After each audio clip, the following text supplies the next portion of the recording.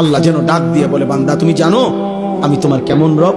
24 ঘন্টা তোমার অজান্তে, তুমি জানো না, বুঝো না, বলো নাই, আমি রব্বুল আলামিন এমন রব 24 ঘন্টা অস্তিত্বের প্রথম সেকেন্ড থেকে নিয়ে শেষ পর্যন্ত জীবনের সকল প্রয়োজন, জীবনের সকল আয়োজন, হৃদয়ের প্রতিটা স্পন্দন, নিঃশ্বাসের প্রতিটা নড়াচড়া, দেহের পুরা অঙ্গ প্রত্যঙ্গের নড়াচড়া আমি আল্লাহ যা ঠিক ঠিক মতো তোমার পৌঁছাচ্ছি, করে দিচ্ছি।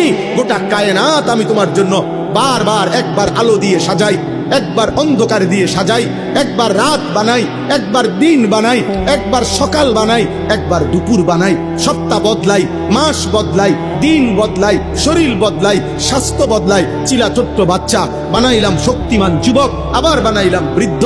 চিলা দুর্বল বানাইলাম সবল, চিলা অসুস্থ বানাইলাম সুস্থ, চিলা গরিব বানাইলাম ধনী, চিলা সম্পদহীন দিলাম সম্পদ। এত কিছু 24 ঘন্টা যে মালিক আমি নিজ যত্নে তোমার করছি। আমি তোমার সেই মাওলা, আমি তোমার সেই আল্লাহ। তোমার সেজদা দিতে বলছি বান্দা, অন্য কেউ না।